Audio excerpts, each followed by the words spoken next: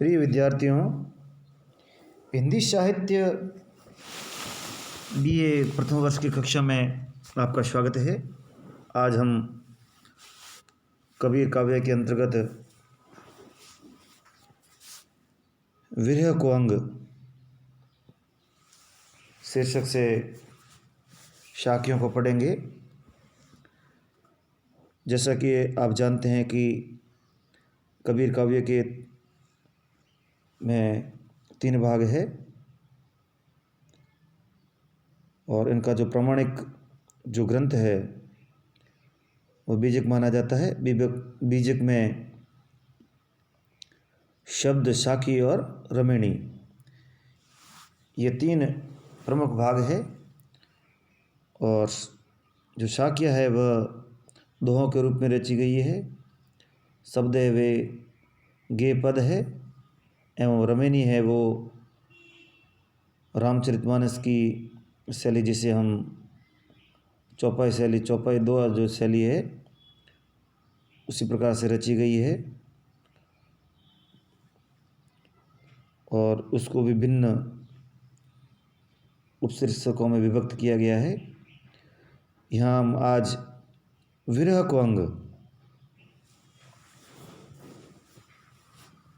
अंग का अध्ययन करेंगे। अद्वैतवाद पर चर्चा करते हुए हमने पूर्व की कक्षाओं में उस अवधारणा को स्पष्ट किया था। अद्वैतवाद आत्मा और परमात्मा को आत्मा और परमात्मा को मूलतः एक मानता है, अद्वैत मानता है। और ये एक से जो 2 दिखाई देते हैं इसका कारण है माया। और जीवात्मा इस संसार में आकर इस संसार में रम जाती है और परमात्मा को भूल जाती है। लेकिन जो जीवात्माएं प्रबोध हो जाती है, जागृत हो जाती है, वे निरंतर उस परमात्मा के प्रेम में निमग्न होकर उसे पाने के लिए प्रयासरत रहती है। लेकिन ये प्रेम का पथ है, बड़ा ही कठिन है और जीवात्मा परमात्मा के प्रेम में निरंतर विरह को झेलती रहती है, उसके प्रेम में तड़पती रहती है जब तक कि उस जीवात्मा का उस परम पुरुष से उसका जब तक मिलन न हो जाए। तो यहाँ पर भी विरह की स्थिति में किस प्रकार से बड़ी जीवात्माएं अपनी व्यथा प्रकट करती है, उसको विरह को अंग में दिखाया गया है। यानी विरह की जो वेदना है, विरह की जो व्यथा है, वह किस प्रकार से हृदय को कचोड़ती रहती है, उसको विरह के अंग के अंतर्गत दिखाया गया है। प्रथम जो साखी इसके अंतर्गत है वह है अंबर कुंजा कुरलिया, गर्जी भरे सब ताल, जिनके गोविंद बिछुटे तिनके कौन हवाल। यहाँ पर इसमें भी जीवात्मा की विरह वेदना का वर्णन किया गया है। अंबर कुंजा कुरलिया, अंबर यानी आकाश, कुंजा जो कुर्जा पक्षी होता है, साइबेरियन पक्षी है जो भारत में भ्रमण के लिए आते हैं, प्रवास के लिए आते हैं, प्रवासी पक्षी कुर्जा आप अच्छी तरह से जानते हैं। कुरलिया, कुरलिया का अर्थ होता है क्रंदन करना, करुण स्वर में अपनी व्यथा को प्रकट करना, कातर स्वर में अपनी बात कहना। ताल यानी तालाब। कबीरदास जी कह रहे हैं कि अंबर कुंजा कुरलिया, गर्जी भरे शबताल।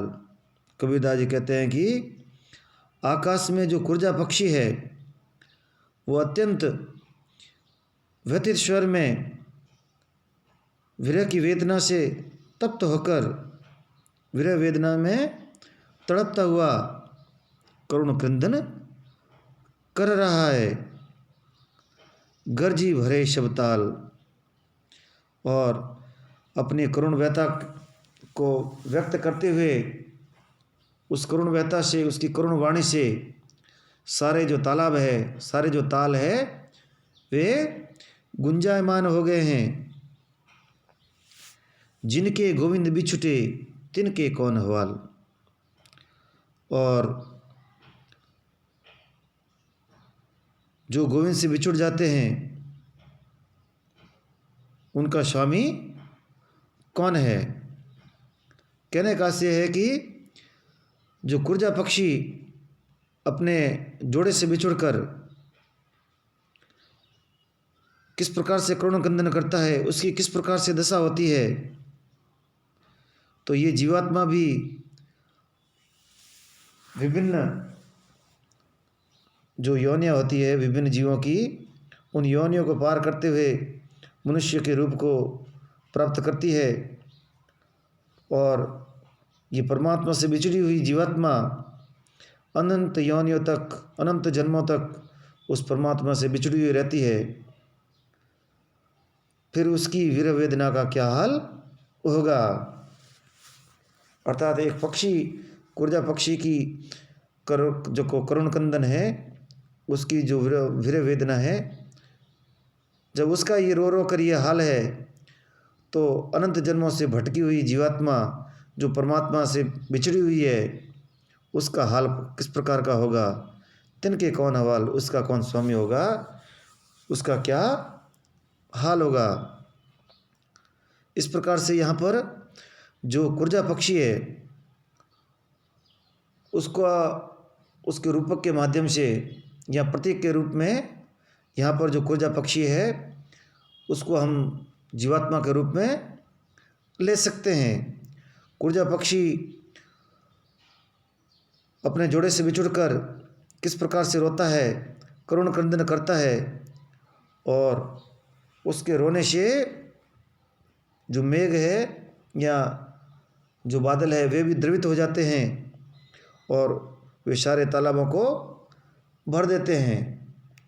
और जो अपने करुण वर्षा से तालाबों को भरते हुए बादल उन तालाबों को गुंजायमान कर देते हैं। परंतु जो जीवात्मा परमात्मा से विरह को झेल रही है, या जिन जीवों पर अभी तक परमात्मा की कृपा नहीं हुई है, भला उनका क्या हाल होगा। तो यहाँ जो कुरजा पक्षी है वह प्रतीक के रूप में जो जीव है, जो आत्मा है, उसका प्रतीक है। और जिस प्रकार से कुरजा पक्षी अपने जोड़े से बिछुड़कर करुण क्रंदन करता है, उसी प्रकार से जीवात्मा भी उस परमात्मा से बिछुड़कर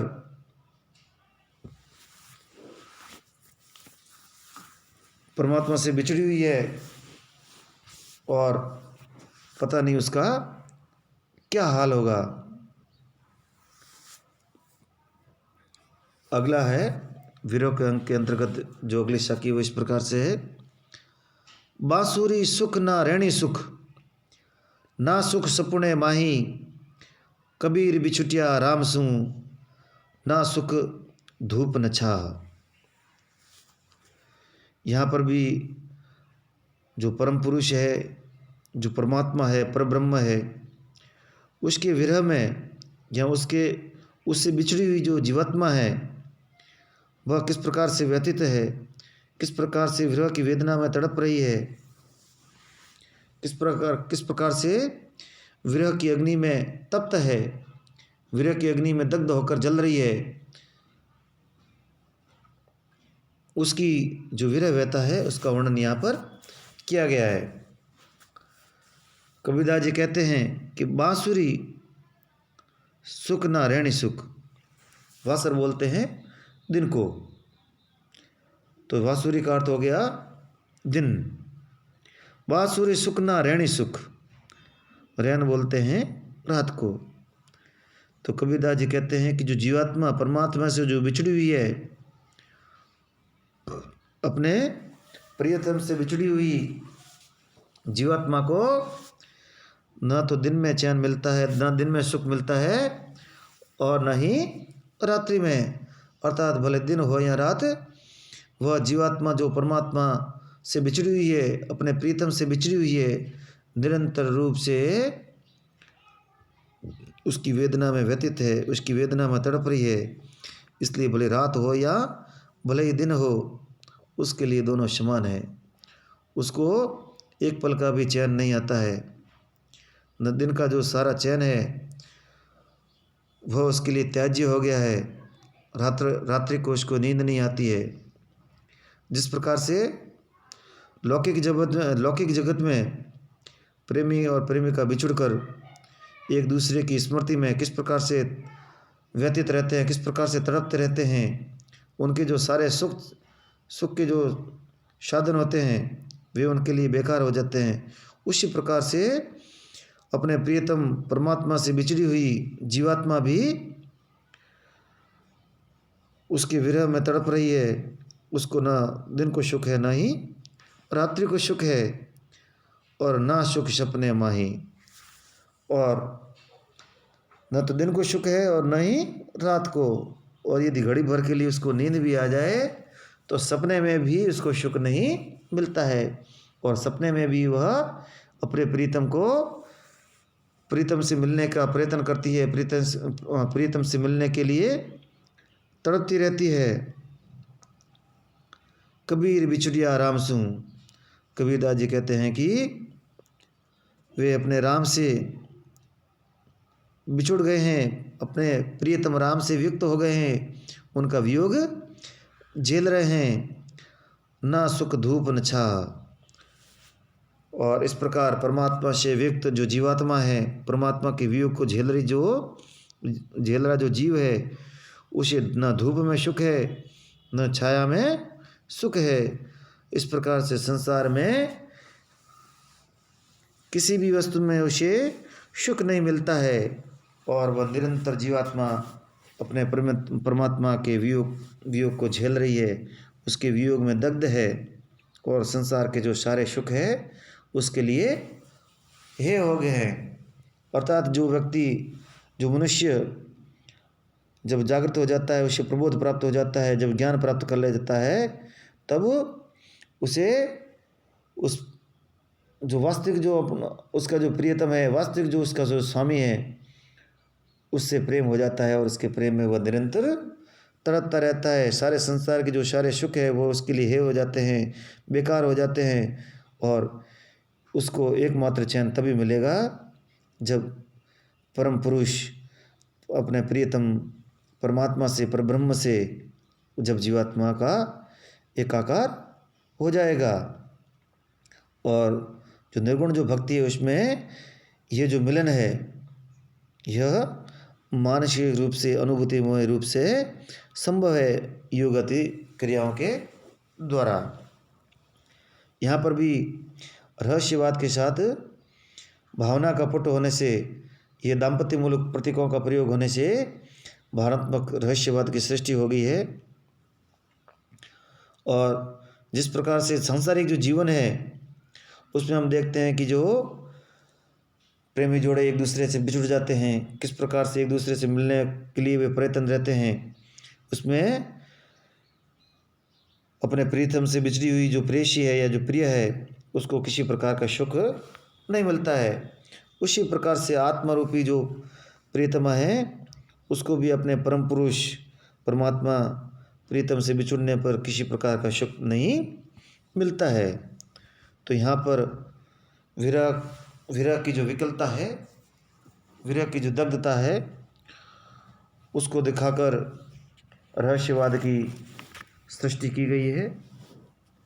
धन्यवाद।